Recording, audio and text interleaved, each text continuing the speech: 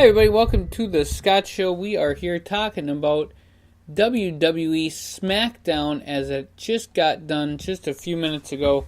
We're going to go through a quick preview. I got to say I am definitely more of a Raw guy. I do like the 3 hours. If they were to move some of the SmackDown guys over there, I'd never watch SmackDown ever or even pay attention to it. One of those guys is Shinsuke Nakamura. I think they've absolutely done terrible things to this guy, and they should move him to the Raw brand immediately. They're not giving him enough, I think. It's just kind of terrible. So, it's from Lexington, Kentucky. Tom Phillips, Byron Saxton, and Corey Graves. Shane McMahon is to the ring. I know that some people were asking for no McMahons this week, but they did get Shane. He quickly brought up the Owens and Sami Zayn thing, saying that Daniel Bryan had all these ideas, and they were going to discuss more, but tonight is going to be Sami is banned from ringside, Owens and Randy Orton, but it's no DQ. So, the question that I have before we go on with any of the results is, what would happen if Sami shows up if he's banned from ringside, but there's no DQ in the match? That makes no sense whatsoever. Thank you, WWE, for being completely idiotic and pretty much telling us what's going to happen the rest of the night. Ruby Riott, Sarah Logan, and Liv Morgan are going to be facing off against Natalya, Naomi, and Charlotte. Now, does that sound familiar, folks? I don't know about you, but it sounds like they're booking the same thing that they did for Raw. The New Day against Shelton Benjamin and Chad Gable. The New Day, always one of my favorites. They came out with pancakes. I don't know what the deal is with that. Maybe they want Christmas breakfast this time. Apparently they gave some pancakes or something to the Usos. It was very strange, but also really funny. Chad Gable and Shelton Benjamin came out. I feel really bad for Shelton because they could have pushed him as something huge, and instead they're giving him this terrible gimmick with Chad Gable. I don't get it. That is how tired Chad Gable makes me. That was the yawn that I think of when I think of Chad Gable. The New Day wins the match. Shelton Benjamin actually gets pinned by Xavier Woods. I just don't get this whole Shelton and Gable thing. Yeah, it just, to me, it makes no sense. And what I would do, honestly, I'll tell you in a little bit, because I got some fantasy booking here for you, but we'll do it in a little bit. The Bludgeon Brothers faced off against the Hype Bros. Rowan and Harper win in an absolute squash. It was just terrible how quick the match was. But Ryder got interviewed and said, the Hype Bros, blah, blah, blah. And the only reason I say blah, blah, blah is you couldn't really hear anything what he was saying until Mojo Rawley beats him up from behind. The fans are chanting, "This is awesome." And Mojo Rawley finally getting his heel push. And that is why I will tell you right now that I think Shelton should be the next one on Mojo's hit list. And it should be Shelton, or it should be Mojo and Chad Gable as partners. I think that would make sense. I don't see Mojo Rawley being a major competitor. So, like for the U.S. title, I don't see that. But put him in another tag team, and I think that would be the best one. Let him face off against Shelton Benjamin a little bit and get some more amateur wrestling background. Baron Corbin and Bobby Roode were backstage, and Roode said, "Corbin, if you're not scared of me, fight me tonight." And he gets all up in his face and he says, "No." Corbin says no. So I think they're setting it up for Clash of the Champions, which is okay. It's whatever to me. I'm not really looking forward to this match only because I don't think Baron Corbin deserves it. He really doesn't have too much for me to be like, oh yeah, okay, this guy's something big. And a while ago he did. I think he could have started with the NXT Championship and moved up a little bit, or They have so many wrestlers that are kind of the same. Aleister Black is quite a dark character. You have Baron Corbin, who's kind of the same deal. You got a lot of big hosses, big dudes who are fighting for their spots. Braun Strowman's big now, but you have Wyatt and you have the Bludgeon Brothers. I mean, all these people that are just huge, and I don't see Baron Corbin being different. So we'll see what happens. I would love to see Bobby Roode win the U.S. title, maybe face off against Shinsuke Nakamura, but we'll see.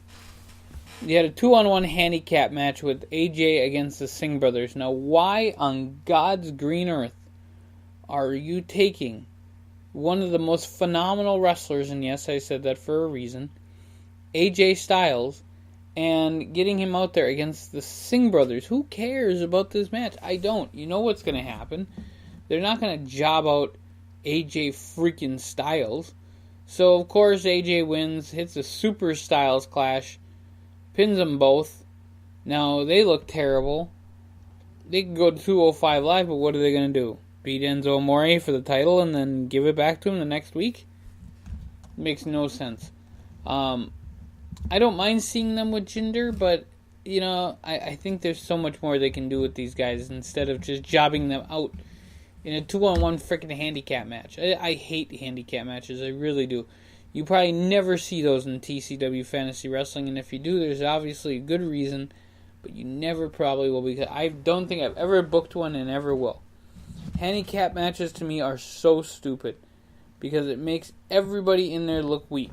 You think the one person's going to win because obviously he's the bigger wrestler, or if two people win, then of course two people win because they were two people. Just dumb.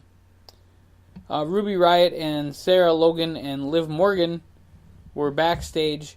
Who's to bet that one or two of them will lose their middle name or their last name? I can guarantee you one of them will get a nickname and they will lose their names. I can guarantee it. They are the Riot Squad, which is interesting and unique. I'm quite interested to see what happens on that. I just don't see the whole link between all of them. So there you had Natalya, Charlotte Flair. You had Natalya and Charlotte Flair have to carry Naomi to a wrestling match against Ruby Riott, Liv Morgan, and Sarah Logan. So they bring out Natalya and Flair and Naomi. I really wish they would have pulled that thing from Raw and had two or one of them get hurt. That would have been great to see Naomi on the ground screaming in pain, or it would have been great if she actually was, because she's a dumpster fire. Absolute terrible, god-awful wrestler who needs to be released right away. And, the Riot Squad came out. They did hurt Natalya. They hurt Naomi. So, at the end of the day, they pinned Charlotte Flair. Ruby Riott pinned Charlotte Flair, so I think they're setting up for something there. And I'm quite interested to see what happens. They did stretch away Naomi, which I'm cool with, because let's hope she never shows up again. Randy Orton did not want to get interviewed. They do a Saw-inspired edition of the Fashion Files with Breezango and the Ascension. Weird kind of deal there. I wish that they would just put Breezango on the... I feel they're not even on the main roster. Put them in a title thing. I'm not a big fan of the Usos. I mean, I guess they are a little bit better than they were. I just don't like their style. I didn't mind the whole dancing Uso thing, the really Samoan thing, but the Uso Penitentiary, I don't get it. And the whole Ish thing, I don't get it. So, obviously I'm missing out on something that obviously I don't care to get. And then you go to the no DQ match with Randy Orton and Kevin Owens. And what happens? What happens, folks? Oh my gosh, they whoop each other as they only could. They use a kendo stick, and Lots of kendo stick shots. Lots of just good hardcore kind of style wrestling, strong style wrestling. And then Sami Zayn comes out and hits Randy Orton in the back with steel chair. No shock, right? Come on. And then Kevin Owens wins the match.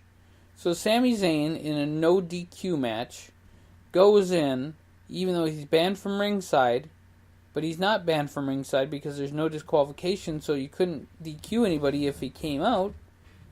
So what's going to be the implications of this, and why don't anybody have to ever follow the rules?